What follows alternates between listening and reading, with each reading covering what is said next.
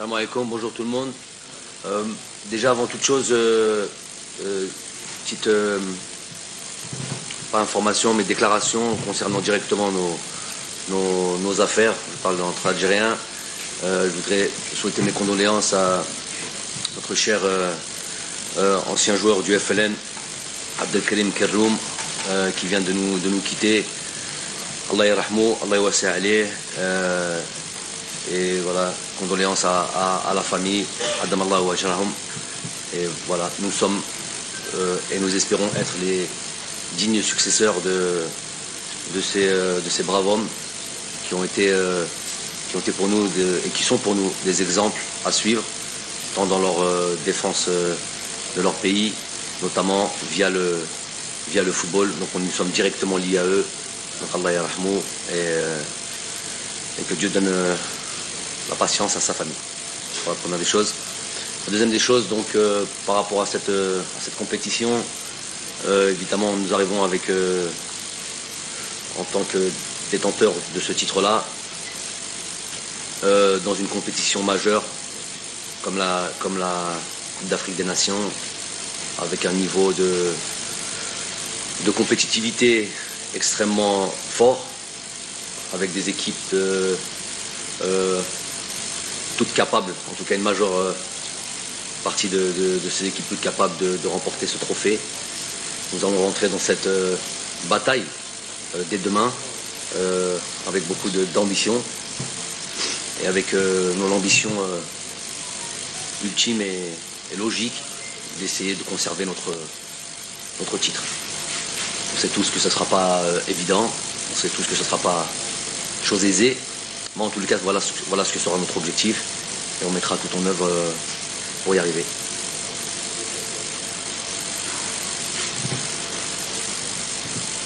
We take comments from Captain Riyad Mahrez as the captain of the defending champions. Riyad. Tout d'abord, salam alaikum, bonjour à tous. Voilà, comme le coach a dit, on arrive une nouvelle CAN en 3 ans. On est les tenants du titre. Mais il faut savoir que même si on est tenant du titre, ça ne veut pas dire qu'on sera les favoris ou qu'on va la gagner encore une fois. Ce sera encore plus dur que la dernière CAN. Je pense que le niveau aussi il est plus élevé, les équipes sont meilleures. Mais voilà, comme a dit Jamel, on arrive avec beaucoup d'envie et d'ambition pour essayer de faire la même CAN que l'année 2019 et essayer de faire quelque chose de grand pour le pays, Inch'Allah. Thank you very much. You say your name and your media organization, and then you have the microphone. Yes.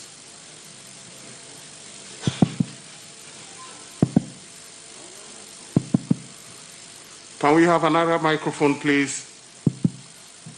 السلام عليكم. كوتش عندي سؤال.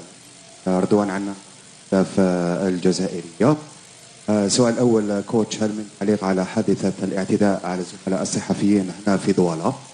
السؤال الثاني إن شاء الله غيان دو ميشون بوغ رامي بن سبعي اللي ما شفناش أمس في التدريبات. شكرا. Question الأولى ما Concernant l'agression, coach, qu'a subi vos confrères ici à Douala.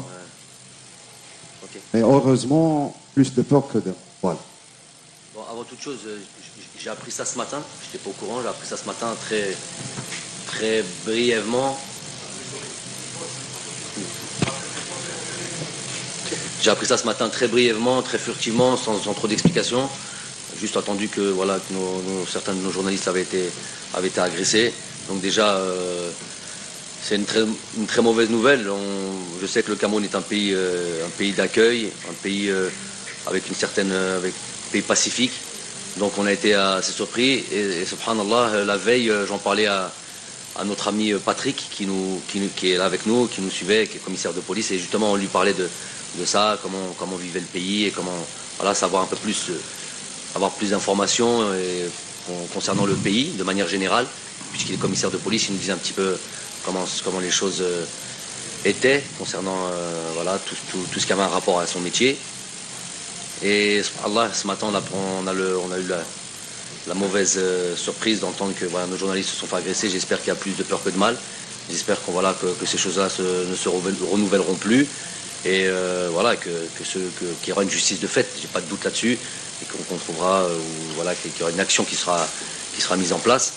En tout cas, voilà, nous on a envie de parler de football. On est venus ici tous pour la grande fête du football africain. Donc les choses doivent se passer de la meilleure des manières. Donc voilà, un petit message de soutien à nos journalistes, Inch'Allah, qu'il y a eu plus de peur que de mal, et que ce soit la première et la dernière fois qu'on entend ce genre de situation. Concernant Rami, il était malade effectivement, il n'a pas pu participer à l'entraînement. On verra aujourd'hui comment il se porte, s'il est capable de pouvoir participer et se préparer pour le match de demain. Tout simplement. Yeah, the lady, please.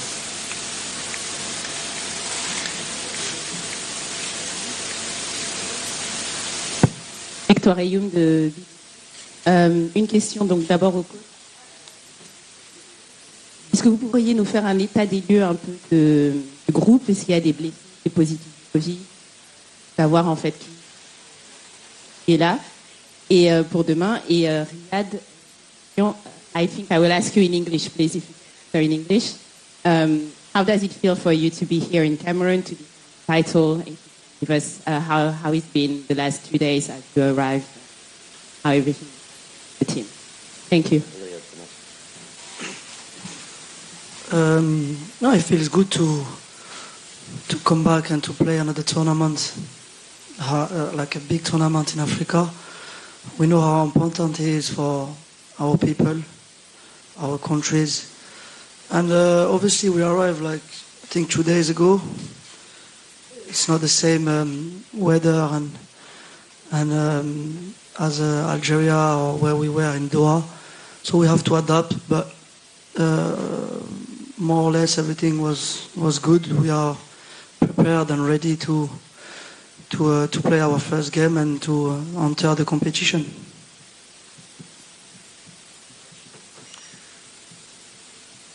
La question c'était les Covidés, les blessés, tout ça. Je sais pas. Secret médical. Donc non, nous avons effectivement déjà parlé de Rami Ben Sebaini qui est déjà malade, rien à voir avec les symptômes du Covid. Il a été testé, retesté, rien à voir avec ça. Alhamdoulilah, déjà c'est une bonne chose. Mais voilà, il se sentait pas très bien. Il allait mieux hier soir.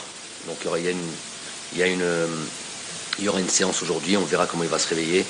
Donc on a Mehdi Tarat qui était positif avant d'arriver ici, qui est resté dans notre lieu de stage de préparation. Il va arriver aujourd'hui. Il était positif. Il est arrivé aujourd'hui. Tout va mieux. Il a eu sa période de confinement et il est de nouveau négatif. Donc il va se joindre normalement à l'entraînement il arrive ce matin, donc il va sûrement être capable de s'entraîner. On fera l'état des lieux avec lui ce soir. Ensuite, on a un ou deux autres malades. Et on verra aujourd'hui s'ils sont capables de rejoindre le groupe. Voilà, plus ou moins la situation du groupe.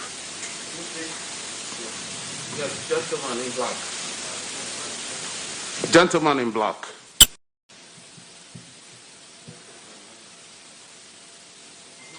Bonjour coach, bonjour Riyad. Donc,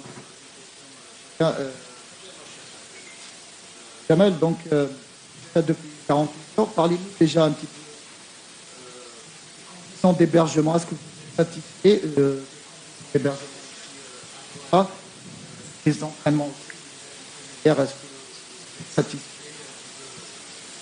Vous avez vu pour l'instant.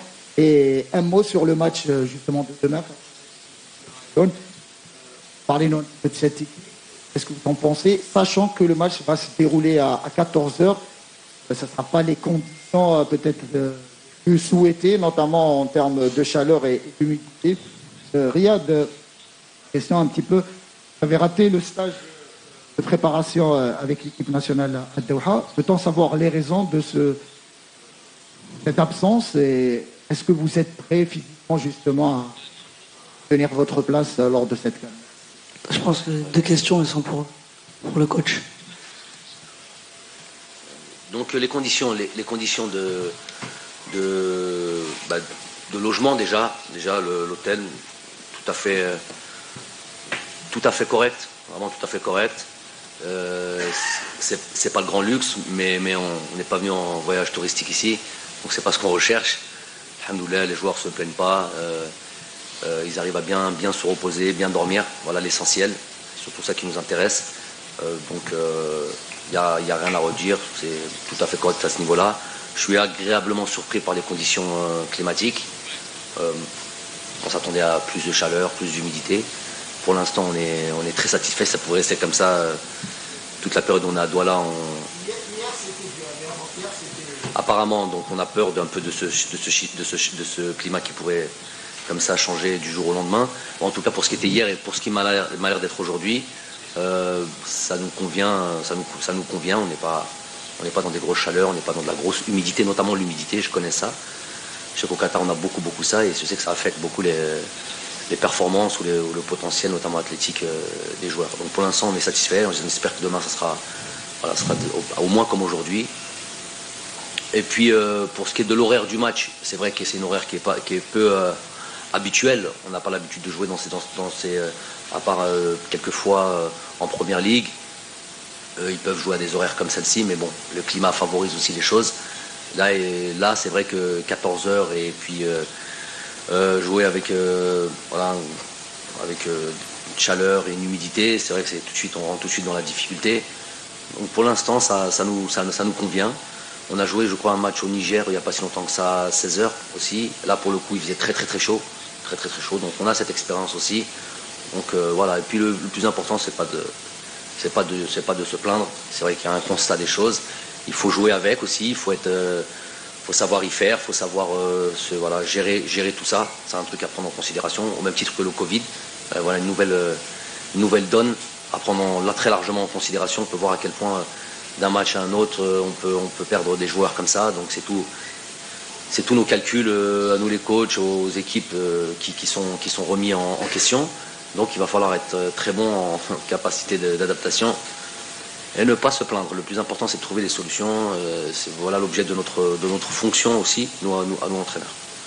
Après, je vais me permettre d'intervenir par rapport à Riyad. C'est pour ça qu'il vous a un peu... il pourra vous donner, si vous voulez, dire un peu son degré de forme. Il a enchaîné quand même pas mal de matchs sur ce Boxing Day, plus qu'à l'accoutumée. Il a beaucoup joué, tous les 2-3 jours. Donc il était convenu de le laisser un petit peu récupérer. On a eu des joueurs qui ont eu, je vais prendre un exemple, puisqu'on parlait de Rami Ben Sebaini, qui avait joué son dernier match le 18, par exemple, un exemple ça, qui avait joué son dernier match le 18 décembre. Et on a eu la reprise, on a commencé à travailler le 28 décembre. Donc ça fait au moins 10 jours de repos, même s'il y a eu un programme d'entretien, mais c'est 10 jours de repos. Pour Riyad, c'était un match tous les 3 jours, notamment dans ce Boxing Day. Donc il n'était pas question, et c'est moi qui ai voulu ça, il n'était pas question qu'il arrive sur les rotules chez nous, ça ne servait à rien. Donc il était prévu qu'il récupère un petit peu pour pouvoir arriver pareil avec un programme d'entretien et qu'il arrive en pleine possession de ses moyens, frais et prêt à jouer dès ce premier match avec la pleine capacité, notamment de ses moyens physiques. Donc voilà le pourquoi de son retard. Alors, il y a eu quelques d'autres joueurs qui sont arrivés, vous le savez, par rapport à la date FIFA qui a été reculée jusqu'au 3 janvier. Donc on a eu des joueurs qui nous ont rejoints à ce moment-là. Il y a eu des joueurs qui sont venus en stage avec nous et qu'on a dû, ça je parle surtout pour nos amis, pour nos compatriotes algériens qui ne comprennent pas un petit peu le règlement.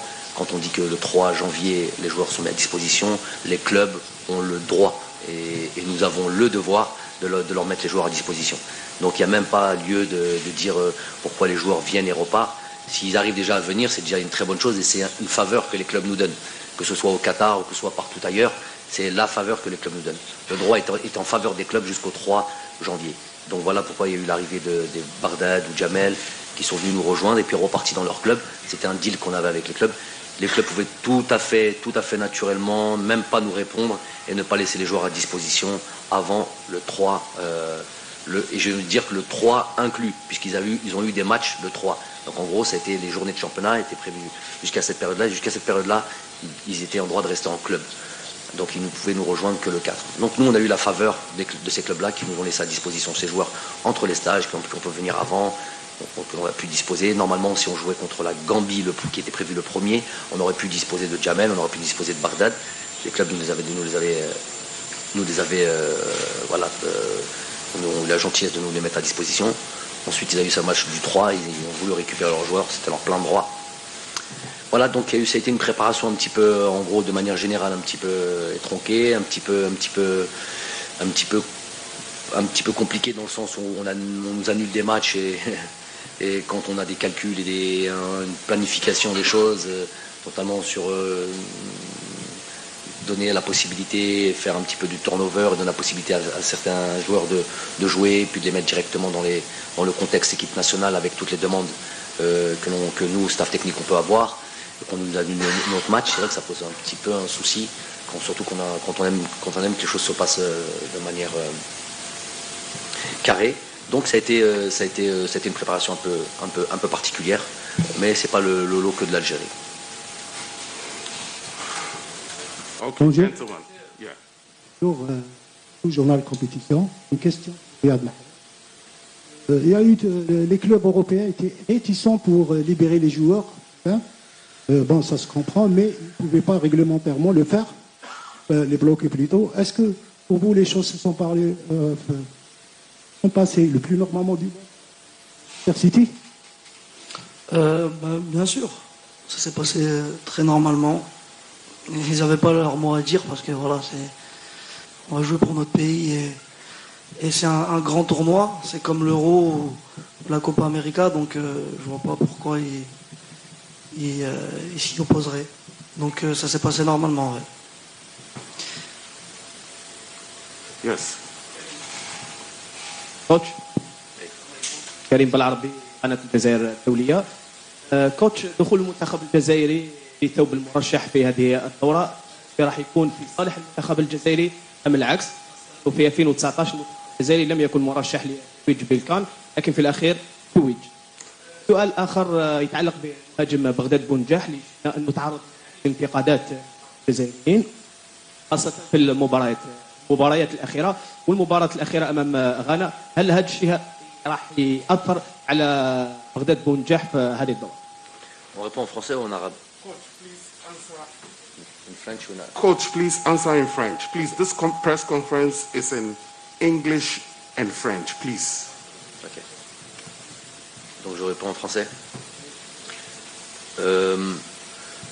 La pression, on vit avec. La pression, footballeur de haut niveau, entraîneur, on vit avec. Donc effectivement, il y a une différence entre notre arrivée en 2019 et la position dans laquelle on était à ce moment-là et aujourd'hui, arriver avec ce titre sur les épaules. Mais vous savez bien qu'en 2019, on a annoncé avant d'aller dans ce qu'on avait annoncé. Donc la pression, on se l'est mise tout de suite. À la limite, c'est moi qui me l'ai mise sur les épaules et on l'a assumé. Il n'y a pas de problème. Donc cette pression, pour moi, c'est de la pression positive. Derrière ça, il ne peut rien se passer de mal. Ou bien au contraire, c'est de l'ambition, aller en tant que conquérant. Et nous l'acceptons complètement. Et nous ferons le maximum, nous donnerons le maximum pour arriver à nos objectifs.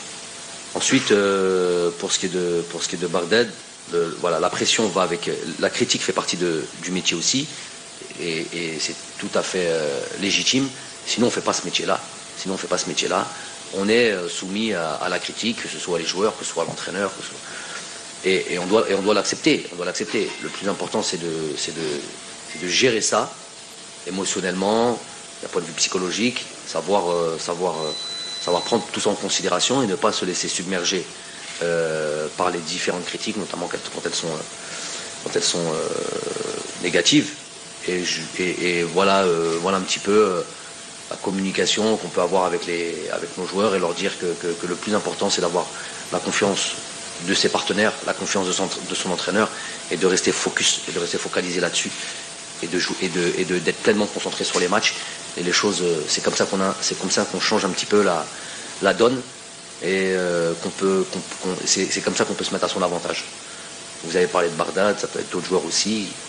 Tout le monde doit se remettre en question et tout le monde doit faire toujours plus.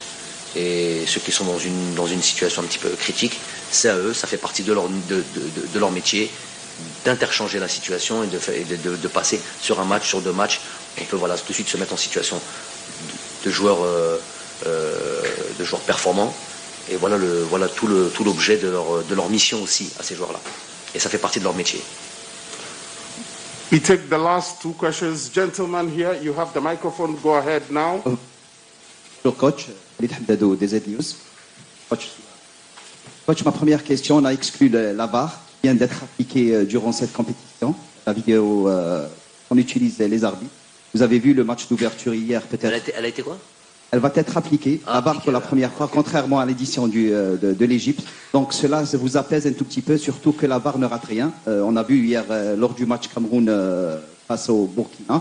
Donc cela élimine l'un de vos soucis par rapport à l'arbitrage. Surtout l'Algérie a été toujours lésée par les arbitres, que ce soit durant ces tournois ou bien les autres matchs.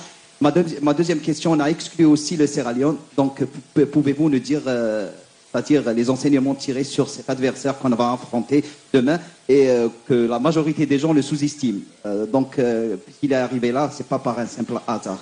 Ma question pour Riyad Mahrez, c'est concernant les nouveaux joueurs qui viennent de découvrir l'Afrique. On a vu lors de l'arrivée, ils étaient surpris par le climat et tout. Donc, en tant que capitaine, quel est le rôle que vous avez joué pour mettre vos nouveaux coéquipiers qui n'ont pas encore découvert l'Afrique dans le bain de ce continent? Voilà. Non, on essaie de les mettre dans les meilleures conditions. Voilà, à eux de s'adapter. C'est des joueurs professionnels, c'est des joueurs internationaux. Nous, notre rôle, parce que voilà, on a un petit peu d'expérience, on a un petit peu d'expérience, donc on peut peut-être un peu les guider sur certaines choses, mais sinon, ils font partie d'un groupe de 23 internationaux, et je pense que s'ils sont là, c'est qu'ils méritent d'être là, donc ils s'adapteront au climat et à tout ce qui va avec. Effectivement, la VAR, pas seulement pour l'Algérie, mais pour toutes les sélections, je pense, et pour les arbitres notamment, va permettre justement d'avoir des matchs avec le moins d'incidents possible, de décisions entre guillemets injustes ou de mauvaises décisions. Ça va aider tout le monde, ça va mettre tout le monde, ça va faciliter, même si ça va pas être parfait, parce qu'il reste quand même sur un certain moment, il y a quand même après.